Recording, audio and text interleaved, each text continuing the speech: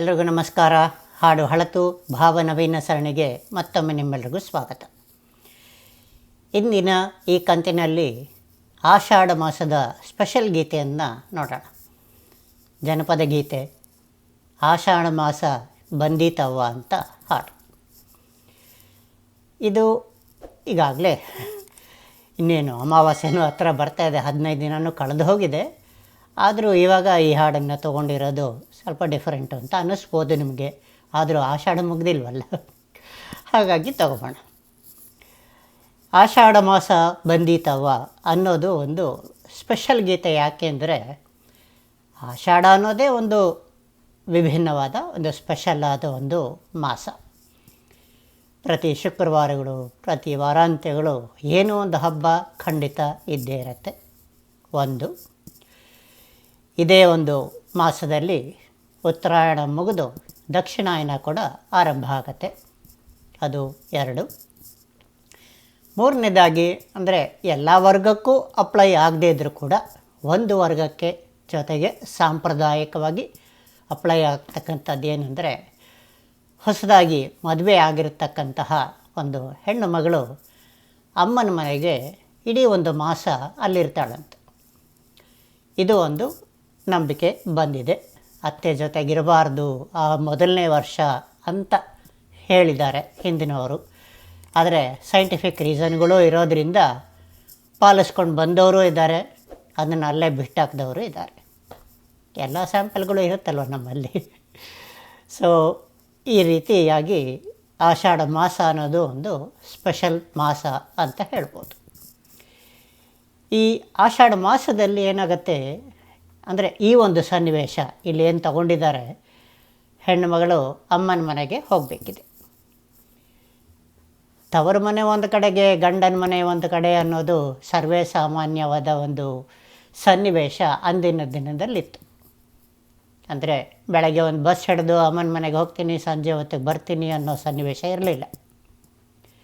ಜೊತೆಗೆ ಅಣ್ಣ ಬರಲಿಲ್ಲ ಕರಿಯಕ್ಕ ಅಂತ ಹೇಳ್ತಾ ಇರೋದ್ರಿಂದ ಒಂದು ಅರ್ಥ ಆಗುತ್ತೆ, ಒಬ್ಬರು ಬಂದು ಕರ್ಕೊಂಡು ಹೋಗುವಂತಹ ಒಂದು ಸನ್ನಿವೇಶ ಅಲ್ಲಿದೆ. ಜೊತೆಗೆ ಕರೆಯದೇ ಬರುವವನ ಅಂತಲೂ ಆಗಬಾರ್ದಲ್ವೇ. ಅಮ್ಮನ ಮನೆಯಿಂದ ಒಂದು ಬುಲಾವೇ ಬಂದಿಲ್ಲ, ಆದರೆ ಹೊರಟೋಗೋಕ್ಕಾಗತ್ತಾ? ಇಲ್ಲ. ಸೊ ಈ ರೀತಿ ಒಂದು ನಾನಾ ವಿಧವಾದ ಒಂದು ವಿಚಾರಗಳನ್ನ ನಾವು ಈ ಹಾಡಿನಲ್ಲಿ ನಾವು ನೋಡ್ಬೋದು.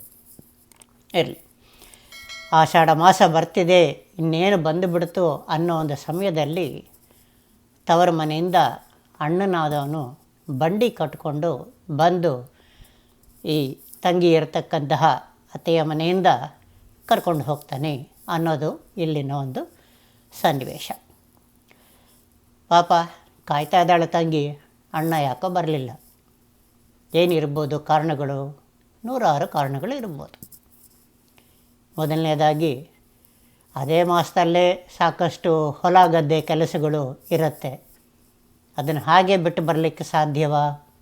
ಒಂದು, ಸಾಕಷ್ಟು ದೂರ ಇರ್ಬೋದು ಈ 2 ಮನೆಗಳ ಮಧ್ಯೆ.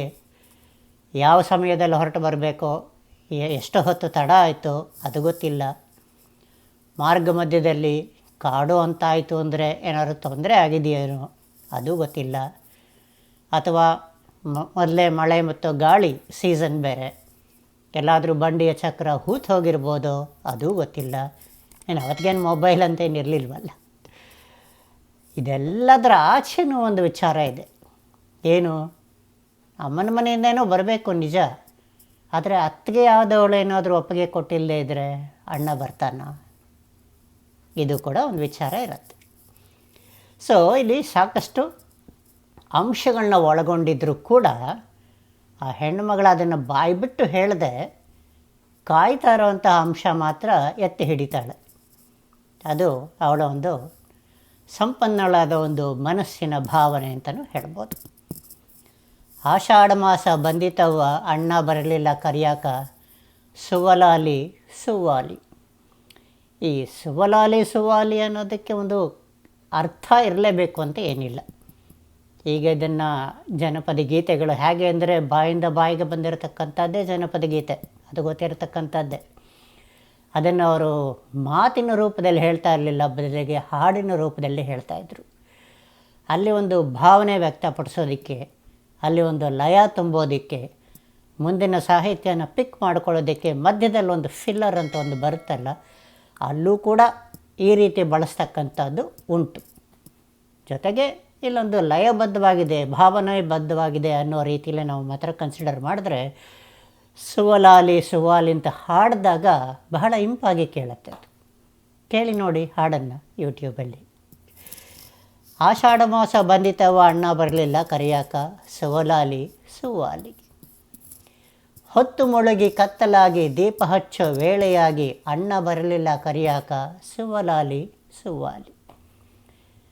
ಅಲ್ಲ, ಇವತ್ತು ಬಂದು ಅವ್ನು ಕರ್ಕೊಂಡು ಹೋಗಬೇಕಾಯ್ತು, ಆಷಾಢ ಮಾಸ ಬಂದೇ ಬಿಡ್ತಾಯಿದೆ, ಯಾಕೋ ಬರಲೇ ಇಲ್ವಲ್ಲ, ಕತ್ಲು ಬೇರೆ ಆಗ್ತಾಯಿದೆ, ಇನ್ನೂ ಬಂದಿಲ್ವಲ್ಲ, ಅವನು ಬರೋದು ಯಾವಾಗ, ನಾವು ಹೊರಡೋದು ಯಾವಾಗ ಅನ್ನೋದು ಇಲ್ಲಿ ಒಂದು ಆತಂಕ.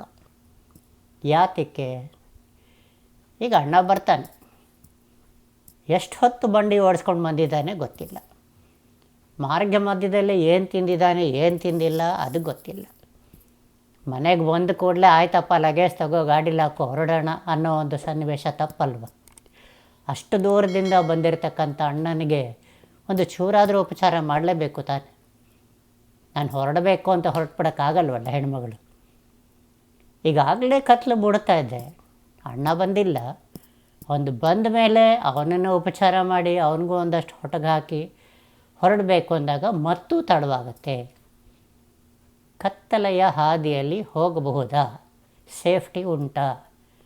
ಅಕಸ್ಮಾತ್ ಅತ್ತೆ ಏನಾದರೂ ಬೇಡ ಅಂದ್ಬಿಟ್ರೆ, ಇಷ್ಟೊತ್ತಿನ ಮೇಲೆ ಯಾಕೆ ಹೋಗ್ತೀರಾ, ನಾಳೆ ಹೋಗಿ ಅಂದ್ಬಿಟ್ರೆ, ಅಣ್ಣ ಆದವನು ನಮ್ಮ ಮನೇಲಿ ಉಳ್ಕೊಳ್ಳೋದಕ್ಕೆ ಒಂದು ದಾಕ್ಷಿಣ್ಯ ಎಲ್ಲ ಇರುತ್ತಲ್ಲ.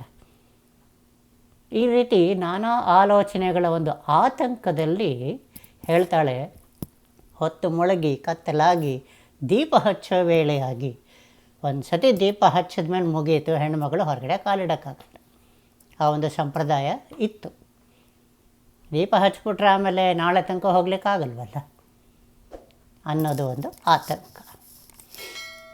ರೊಟ್ಟಿ ಬುತ್ತಿ ಮಾಡಿಕೊಂಡು ಎತ್ತಿನ ಬಂಡಿ ಹೂಡಿಕೊಂಡು ನಾ ಹೋಗೆ ನಾ ತವರಿಗೆ, ಎಂದು ಹೋಗೆ ನಾ ತವರಿಗೆ. ರೊಟ್ಟಿ ಬುತ್ತಿ ಮಾಡಿಕೊಂಡು ಎತ್ತಿನ ಬಂಡಿ ಹೂಡಿಕೊಂಡು ಎಂದು ಹೋಗೆ ನಾ ತವರಿಗೆ, ಸುವಲಾಲಿ ಸುವಾಲಿ. ಇಲ್ಲಿ ನೆಕ್ಸ್ಟ್ ಸ್ಟೆಪ್ಪು ಏನಪ್ಪ, ಸರಿ ಈ ಕ್ಷಣಕ್ಕೆ ಇವಾಗ ಅಣ್ಣ ಬಂದ್ಬಿಟ್ಟ ಅಂತಲೇ ಇಟ್ಕೊಂಬೋಣ. ಅವನು ಬಂದ ಮೇಲೆ ನಾನು ರೊಟ್ಟಿನ ಬುತ್ತಿ ಕಟ್ಟಬೇಕು, ಕಟ್ಟಿ ಇಟ್ಕೊಡೋಕ್ಕಾಗಲ್ವಲ್ಲ ಅಲ್ವೇ? ಮೊದಲು ಅವನಿಗೆ ಉಪಚಾರ ಮಾಡಬೇಕು, ಬುತ್ತಿ ಕಟ್ಟಬೇಕು, ಅದಾದಮೇಲೆ ಗಾಡಿ ಹತ್ತಬೇಕು, ಎಲ್ಲರಿಗೂ ಟಾಟಾ ಬಾಯ್ ಬಾಯ್ ಹೇಳಬೇಕು, ಆಮೇಲೆ ಹೊರಡಬೇಕು. ಇಷ್ಟು ಕೆಲಸಗಳಿರುತ್ತೆ. ಇದು ಸಾಧ್ಯವಾ? ಯಾಕಂದರೆ ಇನ್ನೂ ಅವನು ಬಂದೇ ಇಲ್ವಲ್ಲ ಮೊದಲಿಗೆ. ಈ ಕ್ಷಣಕ್ಕೆ ಬಂದ ಅಂತಲೇ ಇಟ್ಕೊಂಡ್ರೂ ಕೂಡ ಇಷ್ಟೆಲ್ಲ ಕೆಲಸಗಳಾಗಿ ನಾನು ತವರಿಗೆ ಹೊರಡೋದಕ್ಕೆ ಸಾಧ್ಯವಾಗತ್ತಾ ಅನ್ನೋದು ಒಂದು ಅನುಮಾನ ಕೂಡ ತಲೆಯಲ್ಲಿ ಹೊಕ್ಕಿದೆ. ಆತಂಕಗಳು, ಅನುಮಾನಗಳು ಹೊಕ್ಕಿದೆ. ಮುಂದೆ ಹೇಳ್ತಾಳೆ ಅವಳು, ಹಿಂದಿನ ಹೊತ್ತು ಹಿಂದೆ ಇರಲಿ, ಮುಂದಿನ ಹೊತ್ತು ಹಿಂದೇ ಬರಲಿ, ಎಂದು ನೋಡೇನ ತಾಯಿಯ ಮೋರೆ, ಸುವಲಾಲಿ ಸುವಾಲಿ. ಇದೆಲ್ಲದರ ಒಂದು ಆತಂಕದ ಹಿಂದಿನ ಉದ್ದೇಶ ಏನಪ್ಪ ಅಂದರೆ, ಆಯಿತು ಇದುವರೆಗೂ ಇನ್ನೂ ಬಂದಿಲ್ಲ, ಬರ್ತಾನೆ, ಹಾಗೆ ಇಟ್ಕೊಬೋಣ. ಅವನು ಬರ್ತಾನೆ ಅನ್ನೋದನ್ನು ಫ್ಯೂಚರ್ ಬದಲು ಪ್ರೆಸೆಂಟ್ ಟೆನ್ಸ್ ಆಗಿ ಇಟ್ಕೊಬೋಣ. ಅಂದರೆ ಈ ಕ್ಷಣಕ್ಕೆ ಬರ್ತಾನೆ ಅಂತಲೇ ಇಟ್ಕೊಬೋಣ. ಚಕ್ ಅಂತ ನಾವು ಗಾಡಿ ರೆಡಿ ಮಾಡ್ಕೊಂಡು ಹೊರಡ್ತೀವಿ ಅಂತಲೇ ಇಟ್ಕೊಬೋಣ. ಅದಾದಮೇಲೆ ಆ ಒಂದು ಪಯಣ ಇದೆಯಲ್ಲ, ಅದೆಷ್ಟು ದೂರನೋ ಏನೂ ಗೊತ್ತಿಲ್ವಲ್ಲ. ಯಾಕಂದರೆ ಇವಳಿಗೆ ಏನು ಗೊತ್ತು, ಗಾಡೀಲಿ ಕೂತ್ಕೋತಾಳೆ ಬರ್ತಾಳೆ ಅಷ್ಟೇ ಗೊತ್ತಿರೋದು. ಸಾಮಾನ್ಯವಾಗಿ ಎಷ್ಟೋ ಜನಕ್ಕೆ ಹಂಗೆ ಆಗುತ್ತೆ, ಹಿಂದಿನ ಸೀಟಲ್ಲಿ ಕೂತಿರ್ತಾರೆ, ಏನೋ ಮಾತಾಡಿಕೊಂಡು ಎಷ್ಟು ದೂರ ಬಂದಿರ್ತೀವಿ ಅಂತಲೂ ಒಂದು ಐಡಿಯಾ ಇರೋದಿಲ್ಲ. ಅದೇ ರೀತಿ ಈಕೆಗೂ ಕೂಡ ಅಷ್ಟೇ, ಕಟ್ಟಿರೋ ಬಂಡಿ ಅದಕ್ಕೆ ಸುತ್ತಲೂ ಒಂದು ಗೂಡ್ನಂತೆ ಇರುತ್ತೆ. ಆ ಬಂಡಿ ಓಪನ್ ಬಂಡಿ ಆಗಿರಲಿಕ್ಕಿಲ್ಲ ಪ್ರಾಬಬ್ಲಿ. ಕೂತಿದ್ದಾಗ ಎಷ್ಟು ದಾರಿ ಬರ್ತಾ ಇದ್ದೀವಿ ದೂರ ಅನ್ನೋದು ಕೂಡ ಗೊತ್ತಿಲ್ಲ ಅವಳಿಗೆ. ಇಷ್ಟೆಲ್ಲ ಆದರೂ ಕೂಡ ನಾನಿವಾಗ ಹೊರಟೆ ಅಂತಲೇ ಇಟ್ಕೊಂಡ್ರು ಕೂಡ ಅಮ್ಮನನ್ನು ನೋಡೋದು ಯಾವಾಗ ಅನ್ನೋದೇ ಅವಳ ಒಂದು ಆತಂಕದ ಮೂಲ. ಆತಂಕ ಆಯಿತು, ಅನುಮಾನ ಆಯಿತು, ಈಗ ಅಮ್ಮನ ಚಿಂತೆ ಕಾಡ್ತಾಯಿದೆ ಅವಳಿಗೆ. ಅಂದರೆ ಇವಳು ಮದುವೆ ಯಾವಾಗ ಆಯಿತು ಅಂತ ಗೊತ್ತಿಲ್ಲ, 11 ತಿಂಗಳ ಹಿಂದೆ ಆಗಿದೆ ಅಂತಲೇ ಅಂದ್ಕೊಬೋಣ. ಈಗ ಆಷಾಢ ಅನ್ನೋದು 12ನೇ ತಿಂಗಳಿಗೆ ಬರ್ತಾಯಿದೆ. 1 ವರ್ಷ ಆಗೋಗ್ತಾ ಇದೆ ಅಮ್ಮನ್ನ ನೋಡಿ. ಆ ಒಂದು ಭಾವನೆಯನ್ನು ಇಲ್ಲಿ ಹೇಳ್ತಾ ಇದ್ದಾಳೆ ಮಗಳು, ಅಮ್ಮನ ಯಾವಾಗ ನೋಡ್ತೀನಿ ಅಂತ. ಇಂದಿನ ಸನ್ನಿವೇಶಕ್ಕೂ ಅಂದಿನ ಸನ್ನಿವೇಶಕ್ಕೂ ಅಗಾಧವಾದ ಒಂದು ವ್ಯತ್ಯಾಸ ಇದೆ. ಆದರೆ ಇದೇ ಸನ್ನಿವೇಶನೇ ನಮ್ಮ ಒಂದು ಪರಿಸ್ಥಿತಿಯಲ್ಲಿ ನೋಡಿದಾಗ, ಇಲ್ಲಿನವರು ಭಾರತಕ್ಕೆ ಬರೋದು 2-3 ವರ್ಷಕ್ಕೆ ಒಂದು ಸತಿ ಆದಾಗ ಅವ್ರ ಪರಿಸ್ಥಿತಿನೂ ಇದಕ್ಕಿಂತ ಭಿನ್ನ ಇಲ್ಲ ಅಂತ ನನಗನ್ಸುತ್ತೆ. ಆದರೆ ಆಷಾಢ ಬಂತು ಅಂತ ಹೇಳಿ ಅಣ್ಣ ಏರೋಪ್ಲೇನ್ ಹತ್ಕೊಂಡು ಬಂದು ಮಗಳನ್ನ ತಂಗಿನ ಕರ್ಕೊಂಡು ಹೋಗ್ತಾನೆ ಅಂತ ಅಲ್ವಲ್ಲ. ನಾವೇ ಹೋಗಬೇಕಾದ್ರೂ ಕೂಡ ಅದು ಬಹಳಷ್ಟು ಸಮಯ ತಗೊಳತ್ತೆ. ಅದು ಅಂದಿನ ಸ್ಥಿತಿ ಇರ್ಬೋದು, ಇದು ಇಂದಿನ ಸ್ಥಿತಿ ಇರ್ಬೋದು. ಆದರೆ ಅಮ್ಮನನ್ನು ನೋಡ್ತಕ್ಕಂತಹ ಒಂದು ಆಶಯ ಅನ್ನೋದೇನಿದೆ, ಹಂಬಲ ಅನ್ನೋದೇನಿದೆ, ಅದ್ರ ಸುತ್ತಲೂ ಇರತಕ್ಕಂಥ ಆತಂಕ ಅನುಮಾನಗಳೆಲ್ಲ ಏನಿದೆ, ಅಂದಿಗೂ ಅದೇ ಇಂದಿಗೂ ಅದೇ, ಪ್ರಾಬಬ್ಲಿ ಮುಂದೆಯೂ ಅದೇ. ಏನಂತೀರಿ?